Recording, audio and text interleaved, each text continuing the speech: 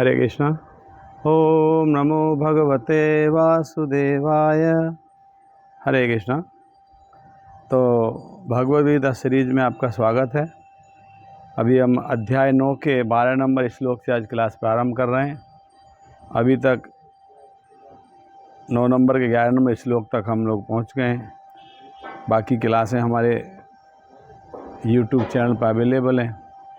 अब हमारा channel subscribe कर सकते हैं और सभी क्लासें आपको अवेलेबल हो जाएंगी। तो मोघासा मोघ कर्मणो मोघ ज्ञान विचेतसः राक्षसीम आसुरीम चैव प्रकृतिम मोहनीम श्रुतः। तो भगवान बता रहे हैं, इस अध्याय का नाम है परम गुह्य ज्ञान, द मोस्ट सीक्रेट नॉलेज। भगवान बता रहे हैं जो लोग इस प्रकार मोहग्रस्त होते हैं, इसके पहले इस लोग भगवान क्या बताए, अब जानती माँ मूढ़ा मानसिम तनुमास होता है परम भाव में जानंतो भूत महेश्वर है। इसके पहले श्लोक ये था, अब जानती माँ मूढ़ा, यानी मूर्ख व्यक्ति मुझे नहीं जान पाते। तो अगर जो भगवान को नहीं जान रहे हैं उनको मूर्ख कह सकते हैं हम लोग, दे आर फूल। तो अब भगवान इसी को क्लियर कर रहे हैं, मोघासा मोघ कर्मणों, जो लोग इस प्रकार मोहग्रस्त हो गए, इल्यूजन में है, जो मोहग्रस्त हैं, वे आसुरी और नास्तिक विचारों के प्रति आकृष्ट होते हैं।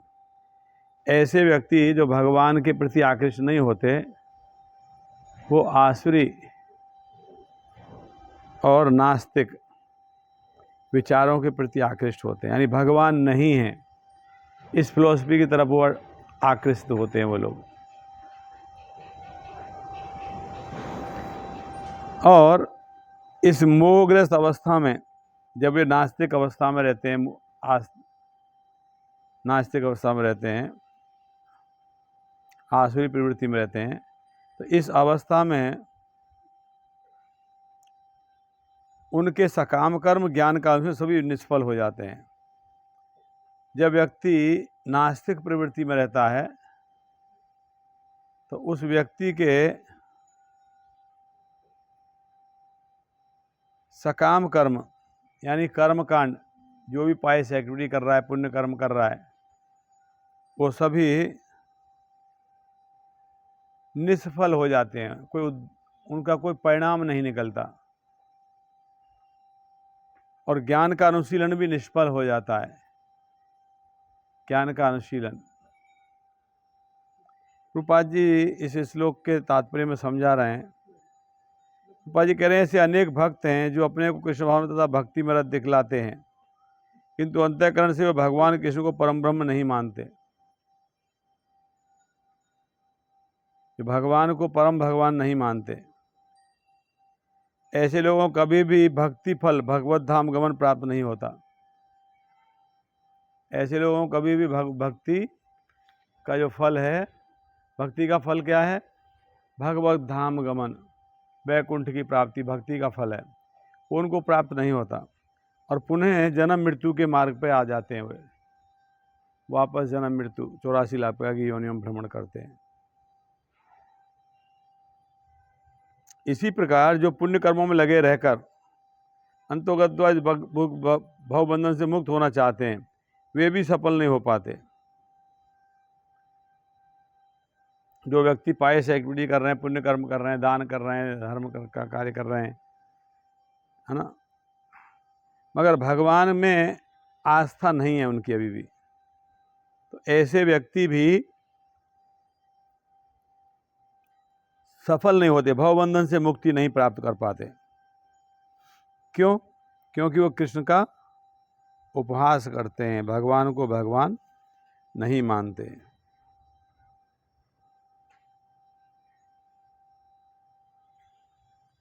वृद्ध विष्णु स्मृति का कथन यहाँ पे प्रभुपाद जी कोट कर रहे हैं, कह रहे हैं, यो वेत्ति भौतिक देहम कृष्णस्य परमात्मनः से सर्वस्माद बहिष्कार्यः श्रोतिस्मार्थ विधानतः मुखम तस्यावलोक्याम्पि सचेलम स्नानम आचरेत। अर्थात जो कृष्ण के शरीर को भौतिक मानता है उसे श्रुति तथा स्मृति के समस्त अनुष्ठानों से वंचित कर देना चाहिए। जो भगवान कृष्ण के शरीर को भौतिक मानता है उसे श्रुति तथा स्मृति के समस्त अनुष्ठानों से वंचित कर देना चाहिए। यदि कोई भूल से उसका मुंह देख ले तो उसे तुरंत गंगा स्नान करना चाहिए। जो भगवान की देह को भौतिक मानता है,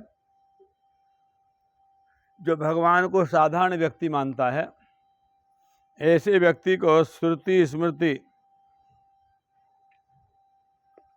से वंचित कर देना चाहिए। शास्त्रों का अध्ययन करने से, शास्त्रों का अध्ययन सुनने से वंचित कर देना चाहिए उसे। इवन उसको एक बार देख भी लेते हैं हम उसको, तो हमें स्नान करना चाहिए। यानी जो भगवान को भगवान नहीं मानते हैं ऐसे लोगों से दूर रहना चाहिए, कहने तात्पर्य है।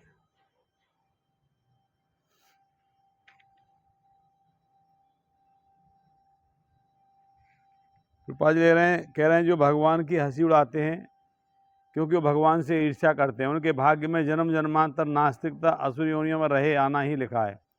उनका वास्तविक ज्ञान सदैव के लिए भ्रम में रहेगा और धीरे धीरे सृष्टि गहनतम अंधकार में गिरते जाएंगे। जो भगवान को भगवान नहीं मान रहे, भगवान का उपवास उड़ाते हैं, ऐसे व्यक्ति धीरे धीरे और भी निम्न लोकों को चले जाएंगे। पाताल लोक, रसातल, पाताल, रसातल।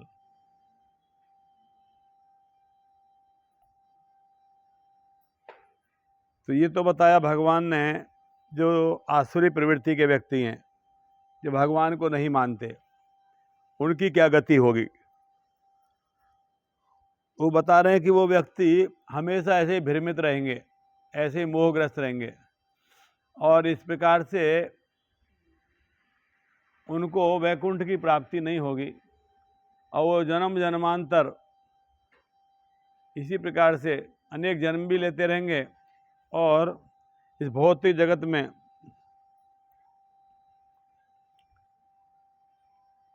भगवान के साथ संबंध के विच्छेद होने के कारण बार बार निम्न योनियों को प्राप्त होते रहेंगे।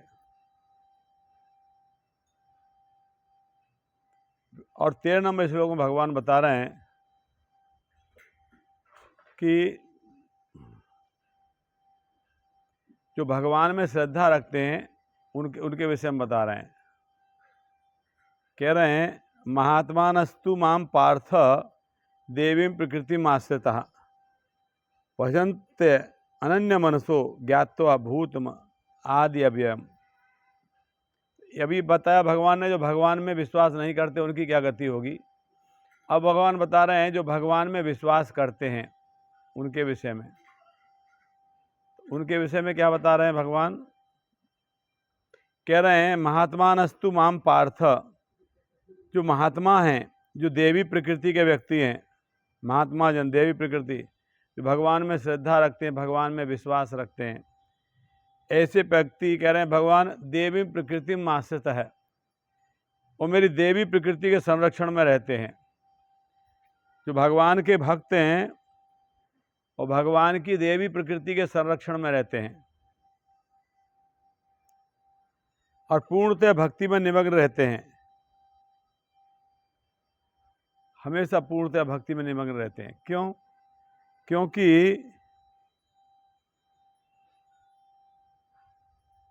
क्योंकि वे मुझे आदि और अविनाशी भगवान के रूप में जानते हैं।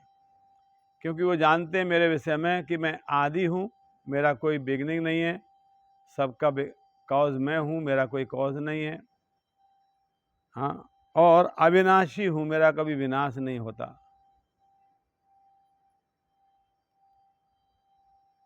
वो मुझे अविनाशी भगवान के रूप में जानते हैं। तो जो भगवान को अविनाशी, अजन्मा, नित्य, शाश्वत, अनादि भगवान के रूप में जानते हैं, वे देवी प्रकृति के संरक्षण में रहते हैं। वो भगवान उनकी रक्षा करते हैं, वो माया के प्रभाव से बाहर रहते हैं और एक श्लोक में आपने देखा होगा भगवान कहते हैं 7 नंबर का 14 नंबर है शायद,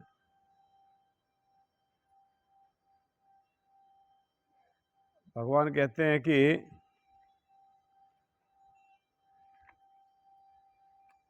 देवी हैषा गुणमयी मम माया दुरत्या मामे वे प्रपद्यन्ते माया मेताम तरन्ति ते। देवी प्रकृति है, भगवान कहते हैं मम माया, ये मेरी माया है।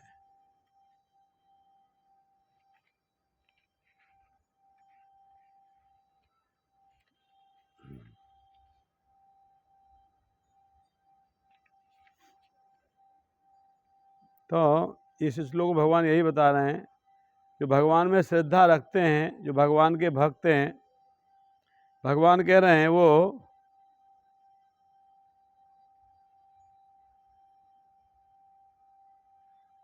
हाँ 7 नंबर का 14 नंबर है, देवी ऐसा गुणमयी मम माया दुरत्या मामे प्रपद्यन्ते माया मेताम तरन्ति। तो भगवान कह रहे हैं जो देवी, वो व्यक्ति मेरे संरक्षण में रहते हैं, मेरी देवी प्रकृति के संरक्षण में रहते हैं। भगवान की शक्ति, भगवान की जो पोटेंसी है, योग माया,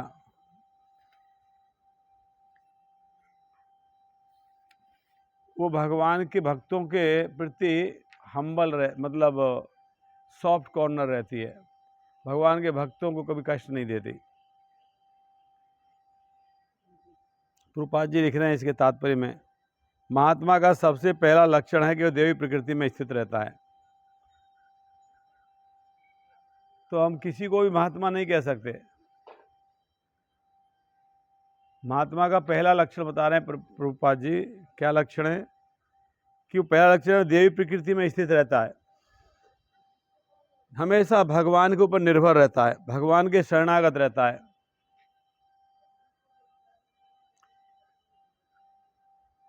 वह भौतिक प्रकृति के अधीन नहीं होता,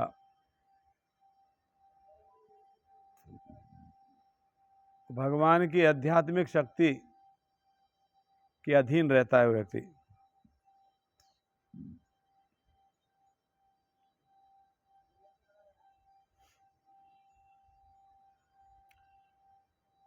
जीवात्मा भगवान की तटस्थता शक्ति है। तो तटस्थता का मतलब है तटस्थ। भगवान की 3 प्रकार की शक्तियां हैं, भौतिक शक्ति, आध्यात्मिक शक्ति, तटस्थता शक्ति। तो जीवात्मा तटस्थता शक्ति है। तो जैसे ही जीवात्मा भौतिक शक्ति से बाहर निकलता है, तुरंत आध्यात्मिक शक्ति में चला जाता है। यानी जो भगवान के भक्त हैं वो भगवान की आध्यात्मिक शक्ति के अंतर्गत रहते हैं।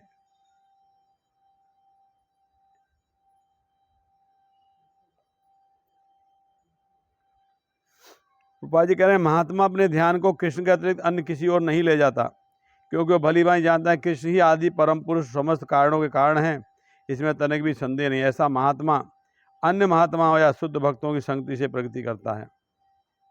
तो जो व्यक्ति महात्मा हैं, जो भगवान के शरणागत है, वो भगवान की अंतरंगा शक्ति के द्वारा जिसकी रक्षा होती है, और जब वो भक्तों के संग में आता है तो शुद्ध भक्तों की संगति से और प्रगति करता है। शुद्ध भक्त तो कृष्ण के अन्य स्वरूपों यथा चतुर्भुज महाविष्णु के रूप से भी आकृष्ट नहीं होते। शुद्ध भक्त कौन है? शुद्ध भक्त भगवान के और दूसरे किसी स्वरूप से भी आकर्षित नहीं होते, महाविष्णु से भी आकर्षित नहीं होते, न ही किसी अन्य देवी देवता या मनुष्यों के किसी रूप की परवाह करते। वे कृष्ण भावना में केवल कृष्ण का ध्यान करते हैं, वे कृष्ण भावना में निरंतर भगवान की अविचल सेवा में लगे रहते हैं। वो महात्मा हैं जो हमेशा भगवान के चिंतन करता है और भगवान फिर उसकी रक्षा करते हैं। तो यहाँ पे 2 प्रकार के व्यक्ति बताए दोनों श्लोक में। पहले श्लोक में आसुरी प्रवृत्ति के बताए, जो भगवान को भगवान नहीं मानते, वो निम्न लोकों में चले जाते हैं, उनका पतन होता है। तो भगवान ने अगले श्लोक में बताया, महात्मानस्तु माम देवी प्रकृति माश्रित है। जो महात्मा हैं, जो भगवान के भक्त हैं, और भगवान की देवी प्रकृति में स्थित रहते हैं। आध्यात्मिक जगत, भगवान की आध्यात्मिक शक्ति उनकी रक्षा करती है।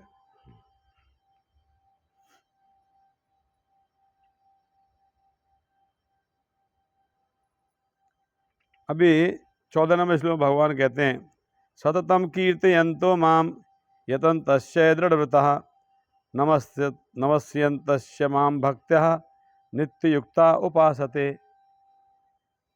अभी भगवान अपने भक्तों के विषय में बता रहे हैं, कह रहे हैं ये जो मेरे भक्त हैं, जो महात्मा हैं, मेरी महिमा का नित्य कीर्तन करते हैं। सततम कीर्तयन्तो माम, कीर्तन मतलब हमेशा मेरे गुणों का गुणगान करते हैं भक्त लोग, और दृढ़ संकल्प के साथ प्रयास करते हुए मुझे नमस्कार करते हुए भक्ति भाव से निरंतर मेरी पूजा करते हैं। तो जो भगवान के भक्त हैं, जो महात्मा हैं, वो भगवान का नित्य कीर्तन करते हैं, हमेशा भगवान का गुणगान करते हैं और दृढ़ संकल्प के साथ प्रयास करते हैं। भगवान को प्राप्त करने का दृढ़ संकल्प के साथ प्रयास करते हैं, और इस प्रकार भगवान की भक्ति करते हुए निरंतर भगवान की शरणागति में बने रहते हैं।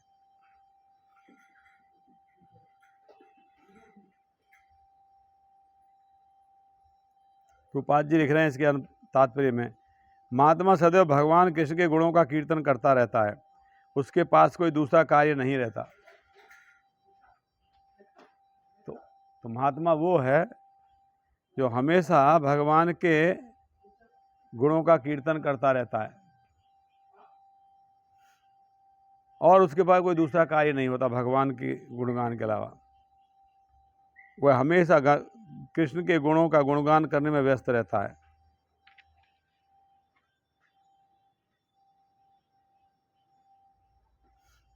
रूपाजी लिख रहे हैं, दूसरे शब्दों में वो निर्विशेषवादी नहीं होता।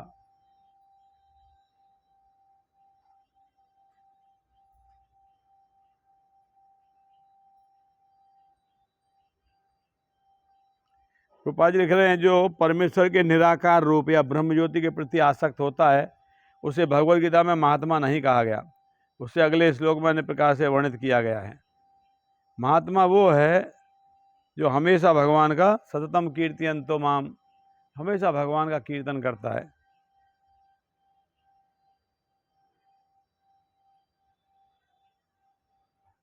रूपाई लिख रहे हैं, भक्ति में कुछ कार्य हैं जिन्हें दृढ़ व्रत कहा जाता है, यथा प्रत्येक एकादशी को तथा भगवान के आविर्भाव दिवस को उपवास करना।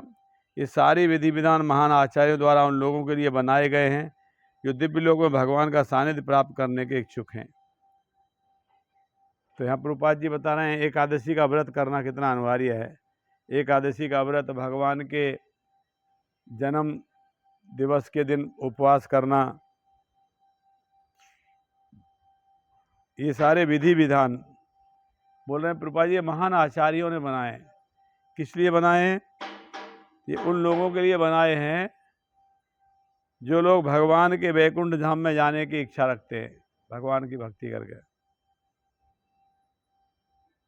प्रभुपाद जी लिख रहे हैं, इसके लिए कठिन तपस्या करने की आवश्यकता नहीं पड़ती, परंतु सक्षम गुरु के निर्देशन में जीवन को गृहस्थ, सन्यासी या ब्रह्मचारी रहते हुए भक्ति में बिता सकता है।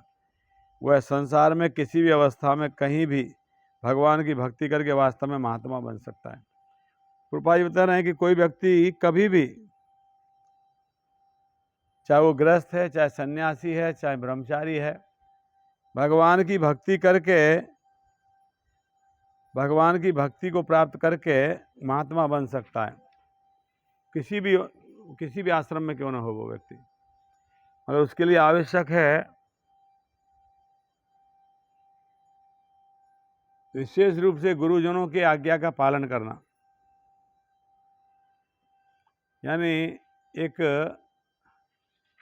गुरु के रूप में भगवान की भक्ति करने के लिए, गुरु के रूप में भगवान के भक्त के शरणागत होना।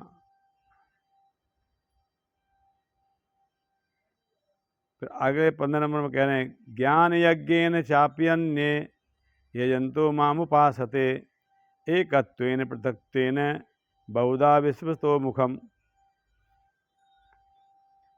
अब इस श्लोक में भगवान बता रहे हैं अन्य लोग जो ज्ञान के अंशों द्वारा यज्ञ में लगे रहते हैं, ज्ञान यज्ञेन चाप्यन्ये, वो लोग जो ज्ञान के अनुसरण में लगे हुए हैं, ज्ञान प्राप्त करना चाह रहे हैं, ज्ञान यज्ञ में लगे रहते हैं, वे भगवान की पूजा उनके अद्वैय रूप में, विविध रूपों में तथा विश्व रूप में करते हैं।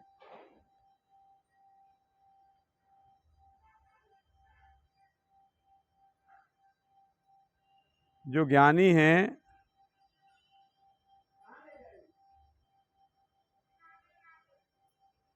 वो लोग भी भगवान की पूजा विविध रूपों में यथा विश्व रूप में करते हैं। रूपा जी बता रहे हैं इस श्लोक के तात्पर्य में, ऐसे लोग अपने को परमेश्वर मानते हैं और इस मानसिकता के कारण वे अपनी पूजा आप करते हैं। ये भी प्रकार की इस पूजा है, क्योंकि वे समझते हैं कि वे भौतिक पदार्थ न होकर आत्मा है। कम से कम ऐसा भाव तो प्रधान रहता है। सामान्यतया निर्विशेषवादी इस प्रकार से परमेश्वर को पूजते हैं। कुछ लोग जो भगवान को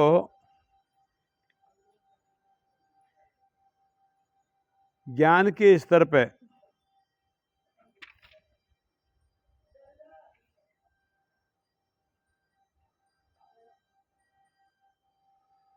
ऐसा समझते हैं कि भगवान सर्वत्र व्याप्त है और हमारे अंदर भी परमात्मा है, तो हम भी भगवान के ही समान हैं। वो परमेश्वर तो अपने को एक मानकर पूजा करने वाले हैं। भगवान गीता में बताते हैं मेरे 4 प्रकार के भक्त मेरे पास आते हैं, आर्त, अर्थात, जिज्ञासी और ज्ञानी। आर्त मतलब दुखी, अर्थार्थी में धन की इच्छा रखने वाले, ज्ञानी मतलब ज्ञान प्राप्त करके भगवान को जानने वाले, और जिज्ञासु मतलब जिज्ञासा करने वाले।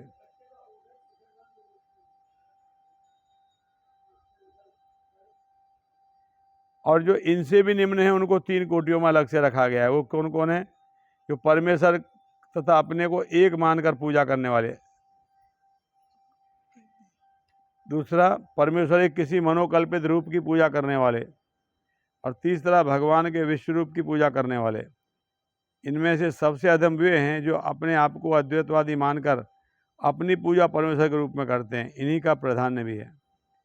तो एक ऐसी प्रकार के लोग भी हैं जो अपने आप को ही परमात्मा मान लेते हैं, बोले हम ही परमात्मा हैं।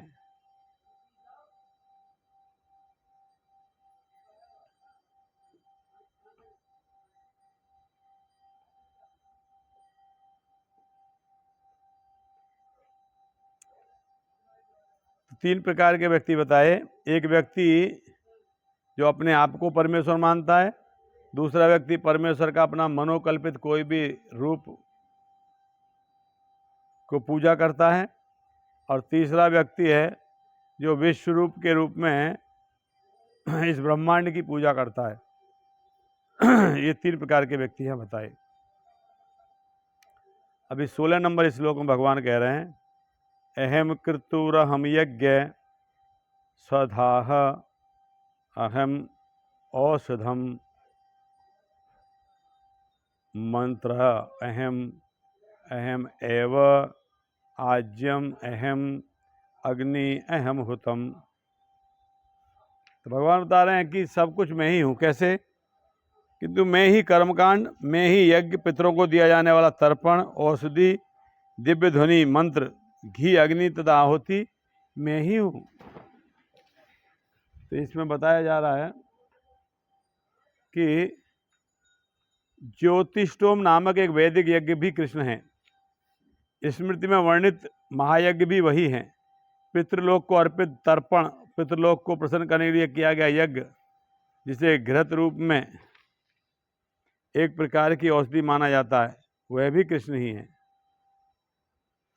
17 में भगवान बता रहे पिता अहम जगतो माता धाता पितामह वेद्यम पवित्रम ओंकारम ऋक् साम यजुरेव च।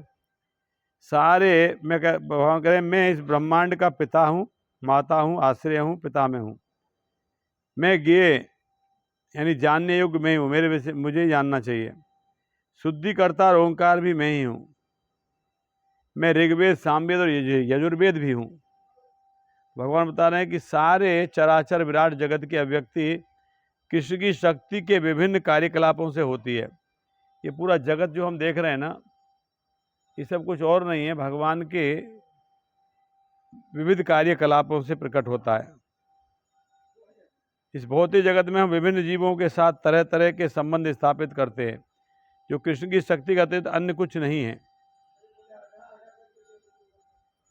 प्रकृति की सृष्टि में उनमें से कुछ हमारे माता पिता के रूप में उत्पन्न होते हैं, किंतु वे कृष्ण के अंश ही हैं। इस दृष्टि से ये जीव जो हमारे माता पिता आदि प्रतीत होते हैं, वे कृष्ण के अतिरिक्त कुछ नहीं है। इस श्लोक में आए धाता शब्द का अर्थ सृष्टा है। न केवल हमारे माता पिता कृष्ण के अंश रूप, अपितु इनके सृष्टा दादा दादी भी कृष्ण के ही रूप हैं।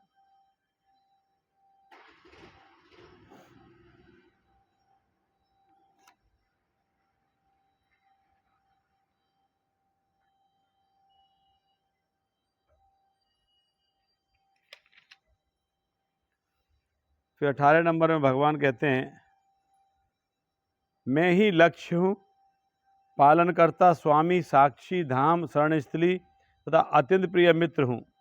मैं सृष्टि का प्रलय, सबका आधार, आश्रयता, अविनाशी बीज भी हूँ। तो कह रहे हैं भगवान लक्ष्य मैं ही हूँ। भगवान को हमारा लक्ष्य होना चाहिए भगवान की प्राप्ति। भगवान कह रहे हैं वो मैं ही हूँ। मैं पालन करता हूँ, सबको पालन मैं ही कर रहा हूँ, मेंटेनर मैं ही हूँ पूरे जगत का। स्वामी हूँ मैं सभी का। साक्षी हूँ, भगवान परमात्मा के रूप में हर एक जीवात्मा के साक्षी है। धाम हूँ, सब कोई मेरे यहाँ भी मेरे ही आश्रय पाता है, मेरी शरण में। शरण स्थली हूँ मैं सबके लिए। और अत्यंत प्रिय मित्र हूँ। भगवान कह रहे हैं मैं ही सबसे प्रिय मित्र हूँ जीवात्मा का। मैं सृष्टि तथा प्रलय और सबका आधार। तो भगवान से ही सृष्टि है, भगवान से ही प्रलय है और भगवान ही सबका पालन कर रहे हैं। भगवान कह रहे मैं अविनाशी बीज हूँ, मैं कभी मेरा विनाश नहीं होता।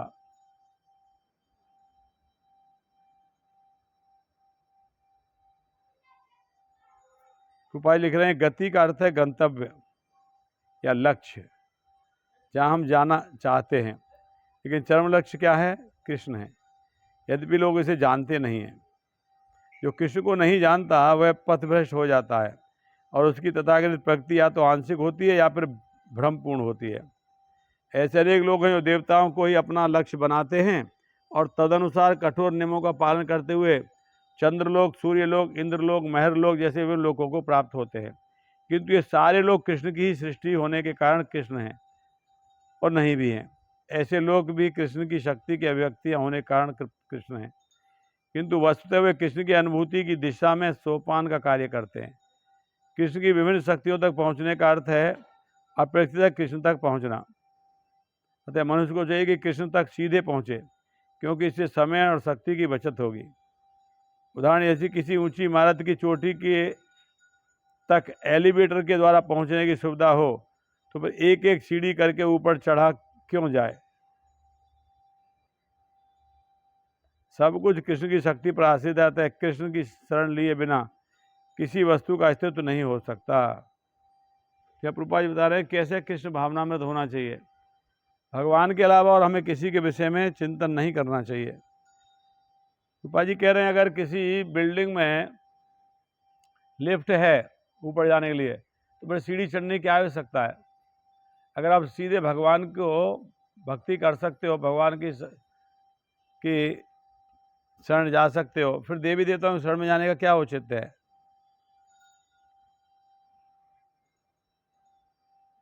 तो 19 नंबर श्लोक में भगवान कह रहे हैं हे अर्जुन, मैं ही ताप प्रदान करता हूँ, वर्षा को रोकता तथा लाता हूँ, मैं अमृत हूँ, साक्षात मृत्यु भी मैं ही हूँ।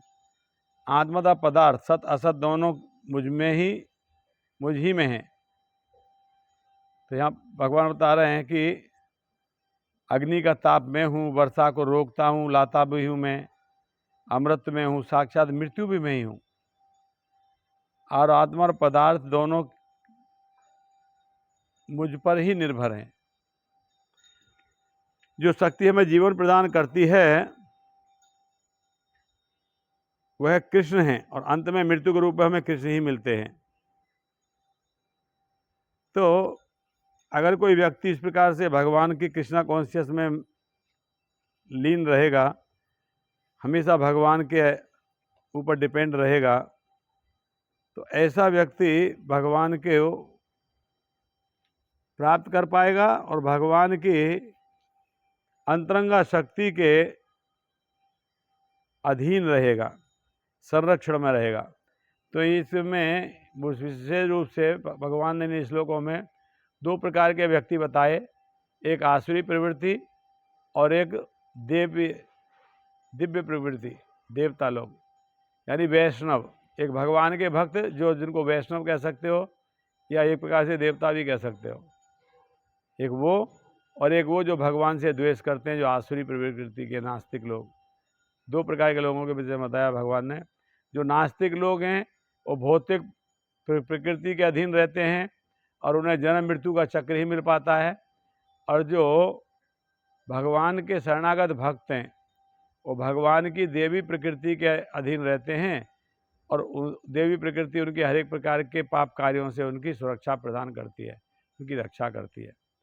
तो जो आसुरी प्रवृत्ति के हैं वो निम्न योनियों में जाते हैं, और जो भगवान के भक्त हैं वो भगवान की अंतरंगा शक्ति के अधीन रहते हैं। इस प्रकार से कहा गया इसमें। तो इस प्रकार से आज हमने 19 नंबर श्लोक तक चर्चा किया इस क्लास में। नेक्स्ट क्लास से 20 नंबर श्लोक से क्लास प्रारंभ करेंगे।